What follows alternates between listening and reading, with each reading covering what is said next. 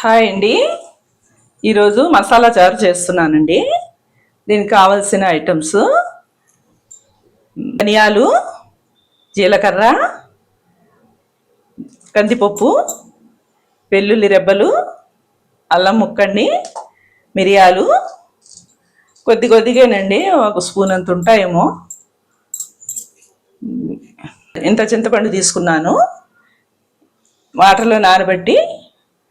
వాటర్లో వేసి నానబెట్టి పిసికేసి పిప్పి తీసి పెట్టుకున్నానండి. కొత్తిమీర, కరివేపాకండి.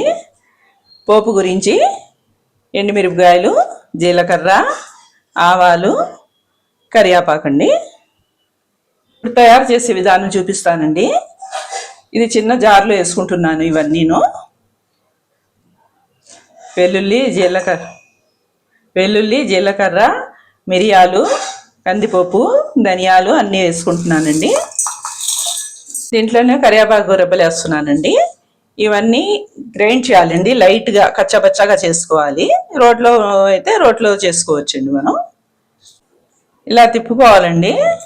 గ్రైండర్లో చేశాను. కచ్చాపచ్చాగా ఇలా ఉంటే సరిపోతుంది. స్టవ్ వెలిగించి గిన్నె పెట్టానండి. ఆయిల్ పోస్తున్నాను. 3 స్పూన్లు ఆయిల్ పోసానండి. ఆయిల్ వేడెక్కింది.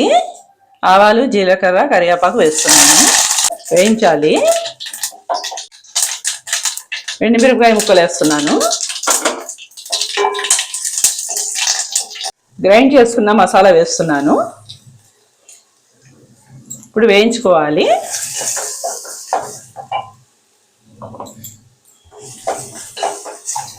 కొద్దిగా పసుపు వేస్తున్నాను. తగినంత సాల్ట్.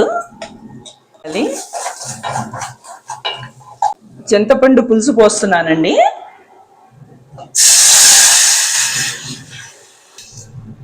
చాలా ఈజీగా చేసేసుకోవచ్చండి. ఇది రుచిగా కూడా ఉంటుంది. రైస్లో బాగుంటుంది.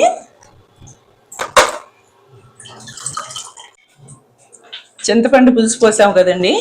ఇప్పుడు దీంట్లో కారం వేయవండి, ఎండుమిరపకాయలు వేస్తాము తాలింపులో. చింతపండు పులుసు ఎక్కువగా అనిపిస్తే మనం కాస్త వాటర్ యాడ్ చేసుకోవాలండి. సాల్ట్, వాటరు అవి చూసుకొని సర్వ్ చేసుకోవాలి. సెట్ అయిపోద్ది. నాకు సరిపోయిందండి. పులుపు, ఉప్పు అన్నీ సరిగ్గా చూసుకున్నాను. సిమ్లో పెట్టుకొని 2 పొంగులు వస్తే సరిపోతుందండి. ఇంకా ఇప్పుడు సిమ్లో పెట్టాము కదండి. ఇలా పొంగు వస్తుంది చూడండి.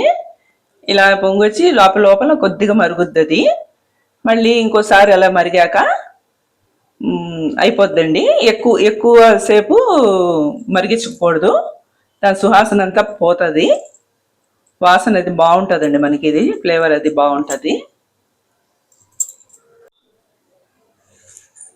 ఇలా మరుగుతుందండి. ఇప్పుడు కొత్తిమీర వేస్తున్నాను.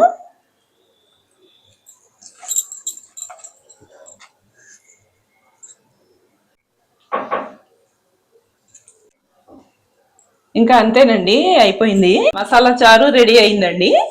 లైక్ చేయండి, షేర్ చేయండి, సబ్స్క్రైబ్ చేయండి.